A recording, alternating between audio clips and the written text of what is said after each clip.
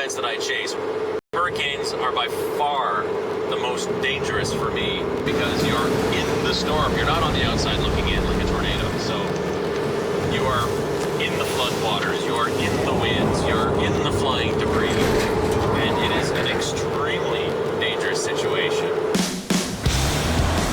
It's hurricane season once again, and I'm headed right into the destruction zone. Wait, George! Yeah, we need to get out of this right now.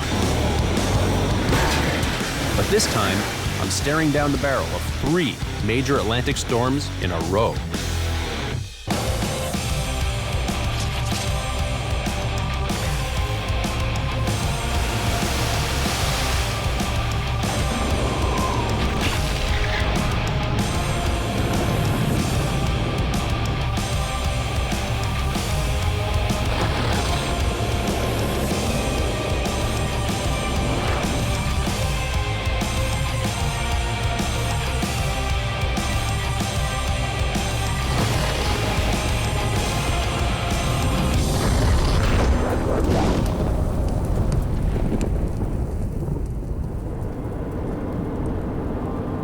There's always a bit of fear mixed in with the excitement and the anticipation of going to these storms.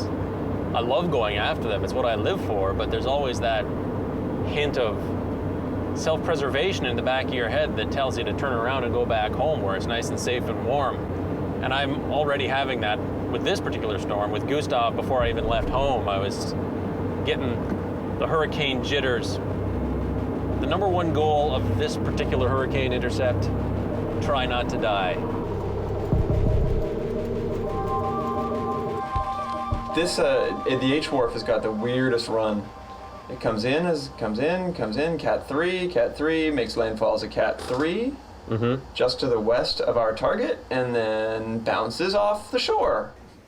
So overnight, Gustav has intensified quite a bit. It's gone from a Category 1 storm up to a Category 3, with wind speeds up around 120 miles an hour sustained, with higher gusts. When storms get this strong, that's actually when I start to get scared, because when you're in these towns and a storm that big, that strong hits, it just does so much damage and it wrecks the whole place, floods out these towns, and I'm worried about trashing my car, I'm worried about getting injured or killed. You know, this isn't like, oh, should I go to Paris for the weekend? You know, this place is going to be the most dangerous spot in the world in a couple of days. And do I want to put myself in the middle of a blender? Oh, I so do not want to trash my car. This car has seen me through so many wonderful storms. I want to add a few more patches on here, but I don't want the thing to have to be pulled out of the Gulf of Mexico with a crane.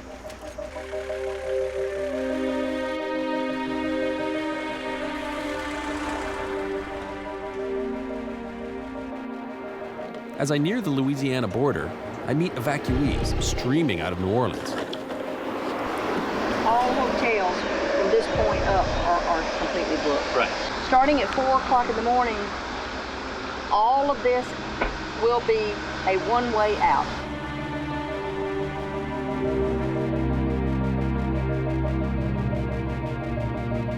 Jefferson Parish President Aaron Broussard has now issued a mandatory evacuation for all of Jefferson. I need you to please get out of town. It's the first time in history they've evacuated the entire parish on a mandatory order.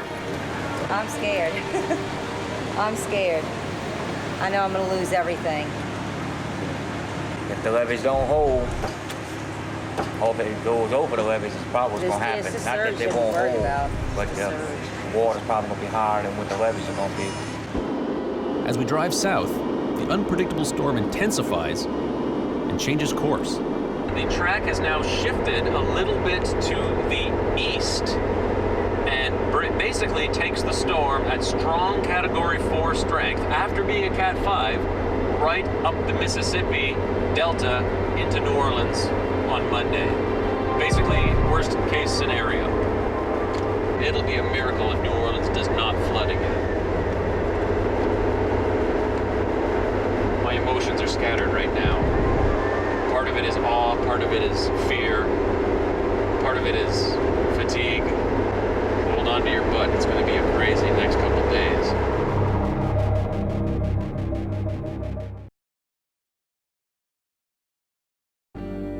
I'm driving into New Orleans, which is under mandatory evacuation orders in preparation for Hurricane Gustav.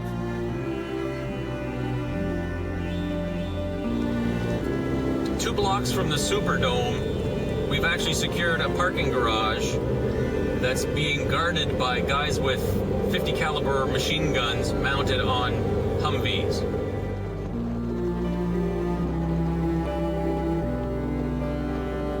As I arrive in the deserted city, I'm happy to see a familiar face. Oh, it's good to see you. Thank you. Florida storm chaser Tim Millar.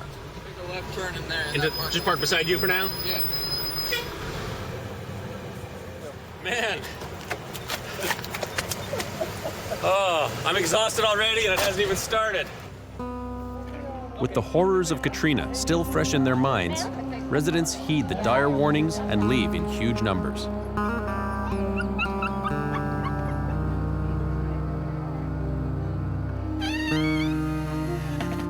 That's it.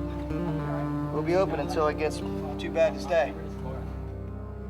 The city of New Orleans has been turned into a ghost town.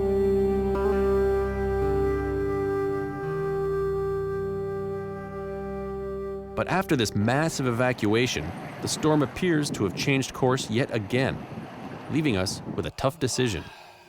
Yeah, we can't stay here. I mean... No, I know. You know, like... New Iberia, look right there. Yeah. It's right in the path. The storm has shifted to the west. Looks like we're going to see very little winds here in New Orleans. And I really don't think that it's going to be exciting here. The best is going to be further off to the west, between here and Lafayette. I know, we're storm chasers. We should chase the damn storm.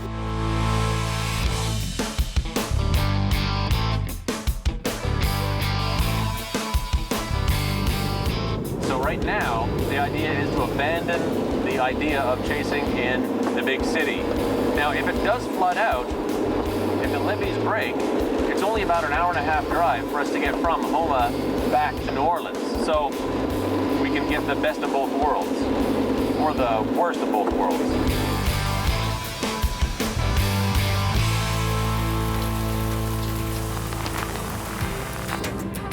We hit Houma at dawn, just as the strongest part of the storm hits.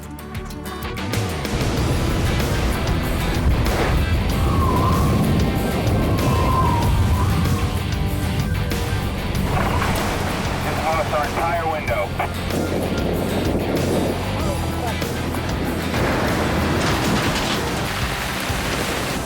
Gustav pounds the city, hurling debris everywhere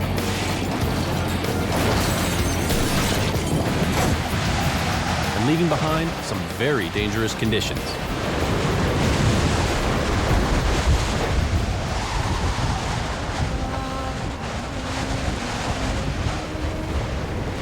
I don't know if these power lines are live or not, so I'm trying to avoid them as much as I can.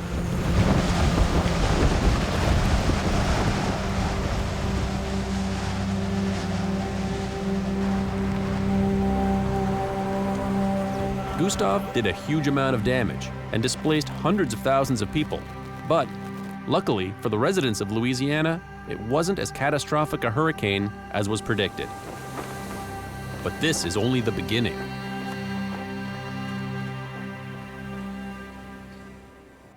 I'm still drying out my socks from Hurricane Gustav, and out in the Atlantic, I'm seeing Hurricane Hanna spinning up. Looks like Hanna's going to possibly make landfall on the east coast of the United States. Maybe my stuff will be dry by then.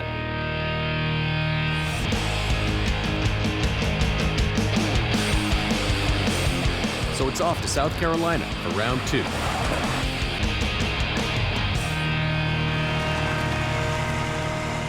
Yeah, we're just looking at the forecast track right now of Hanna and Ike, which I'm sure you've been looking at as well. Ike is definitely piquing our interest. I mean, well, we're already in the area, so it makes sense for me just to go after Hanna because it's so easy.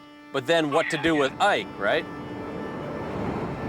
Actually, right now, I don't know if this thing's going to land as a tropical storm or a hurricane. There's a lot of speculation as to how strong this storm is going to be when it finally makes landfall. So I don't know whether to call it Tropical Storm Hanna or Potential Hurricane Hanna. I guess I'll find out tonight.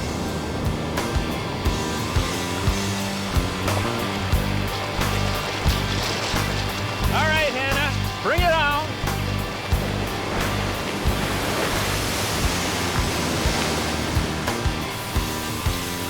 Hanna lashes the Carolina coastline with the usual high winds and rain. Although she never becomes a major hurricane, the storm still packs a punch, whipping up dangerous currents in the ocean. The force of this water is unbelievably strong. Gotta be really careful because these rip currents could pull me right out, so gotta keep an eye on the ocean. All right, Hanna, that's it. It's the middle of the night, I'm soaked, I'm exhausted, the power just went out. So much for that. Good night, Hanna. Off to the next one. And that's Ike, which is already a Cat 3 hurricane, battering Cuba and heading for the Texas coastline. As I move into position, I receive a call that will fulfill a decade-long dream. Perfect. Thanks so much for the call. All right, I'll see you then. That was the Air Force Reserve. I'm actually going to get to go up in the Hurricane Hunter plane. So I just made the appointment, headed off to Keesler Air Force Base, and I'm going up and flying into the eye of Ike. I've been wanting to do that for so long. Yeah, so long.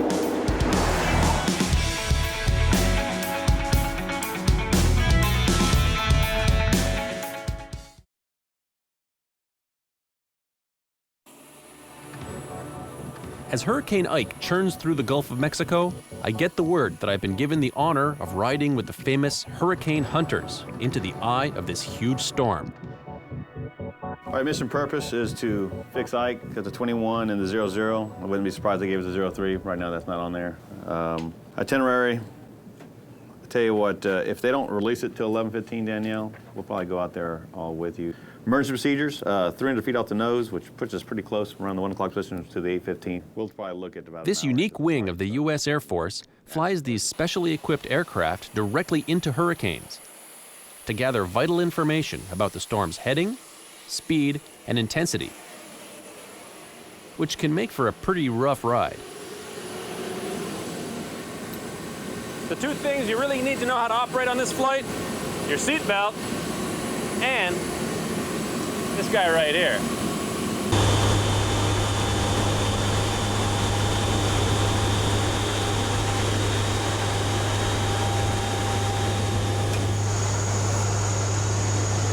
Not only does the crew have to deal with flying these huge aircraft under incredibly difficult conditions, but often there are other complications. Havana Teal 73. Go ahead. Yes, sir. Just wanted to let you know we will be operating north of your coastline. We will not fly over your coastline. Roger that, sir. I think he said Roger. Roger, that's what it was. So what are some of the special considerations when flying missions around Cuba? They try to usually give us overflight, but a lot of times if they're not sure who we are, the communication process breaks down. If they're not sure who we are, then we won't fly over Cuba, so we have to go around Cuba.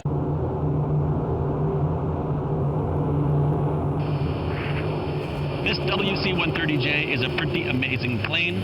Come with me, I'll give you a tour of what goes on here.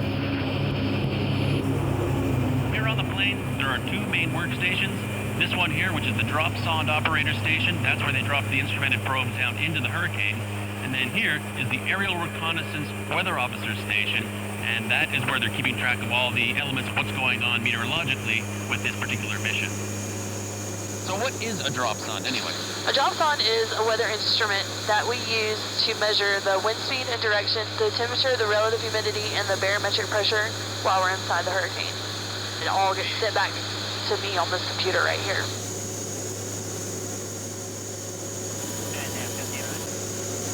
This mission is to go out and determine wind speeds, velocities, directions, pressures within the hurricane. It's a pretty important mission, both in the air and on the ground. In the air, a lot of science and research is being performed by the squadron that helps us to track and hopefully predict where these hurricanes will go, the damages they possibly will do. So the mission of this unit serves a scientific need, but also humanitarian need. With Ike now leaving Cuba and heading for Texas, I race to Galveston, where it's expected to land. There's a variety of problems when chasing hurricanes. One of them is the availability of places to stay. Of course, when there's a mandatory evacuation, the places are either completely shut down or all the hotels are booked solid. That's exactly the problem I'm having here in Galveston right now.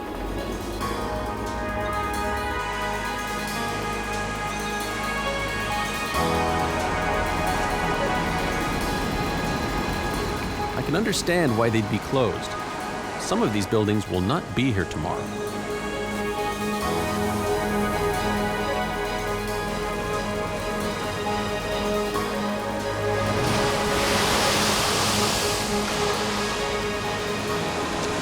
It's gonna be a wild ride.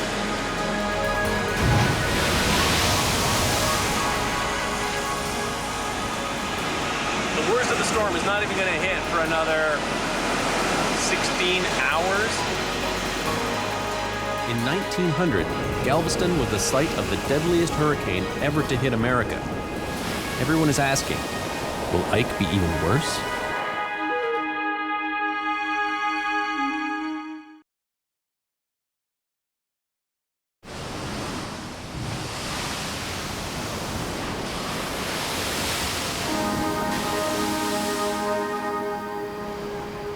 Okay, so here's the deal. We are unable to get rooms at the hotel. Once it gets dark, we're just gonna go try and secure the vehicles and just hang, right? Yeah. However, having said that, we still need to go and check out the parking garage as an emergency alternate. Police information. Persons who have not evacuated may face certain death. Many residences of average construction directly on the coast will be destroyed. Widespread and devastating personal property damage is likely elsewhere. Vehicles left behind will likely be swept away. The already intense winds have knocked out power poles, sparking fires throughout the city. As Ike rips ashore, we find shelter in a hotel housing firefighters and police officers. Then head out to experience the power of this giant storm.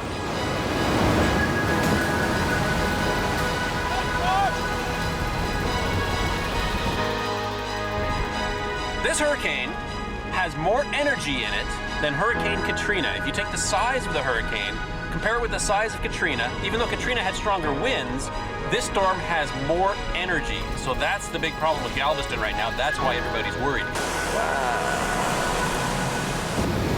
Now the winds are really starting to crank now. There's bits of debris flying through the air. A lot of bricks and different pieces of the facades. Some of these buildings are coming off. How are we looking there, Tim? The radar here, it looks like the worst part's about to come in. Here we go.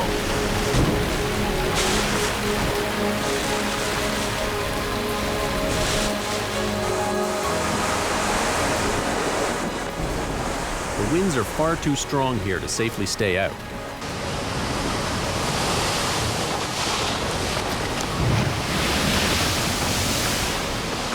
The storm surge here is now over 5 meters. Oh, here comes the ocean. Literally a wall of water, driven inland by an 800-kilometer wide wind machine. Oh, my heart skipped a beat right there. All this stuff's flying through the air. Whoa!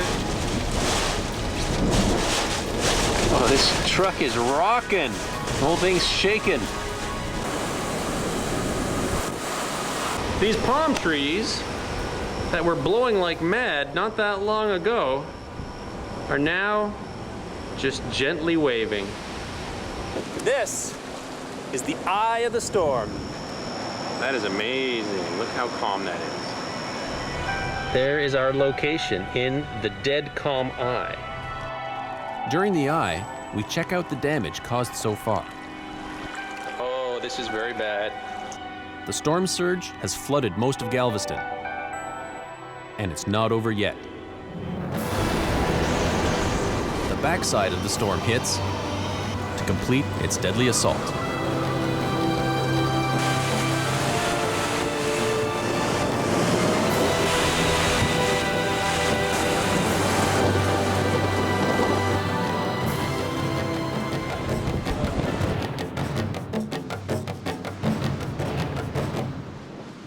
Once the storm passes, I go back to the seawall to look at the damage.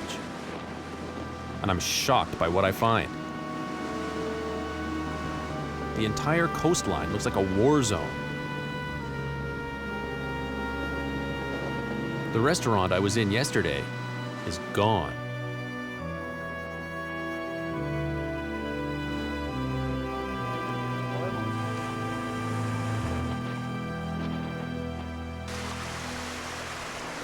As I leave Galveston unscathed, Ike takes a parting shot. I stalled out. This is bad. Yeah. We need to get out of this right now.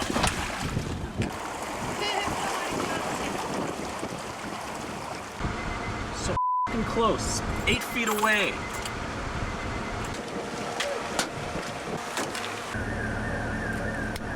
With my engine flooded with seawater, I am unceremoniously dragged out of Galveston. And it goes from bad to worse. Oh. Stop. That was a bad sound. That's bad. Cold. Here we are getting out of Galveston. Got a little bit of a problem with George's car. I think he has less problems than, say, these boats.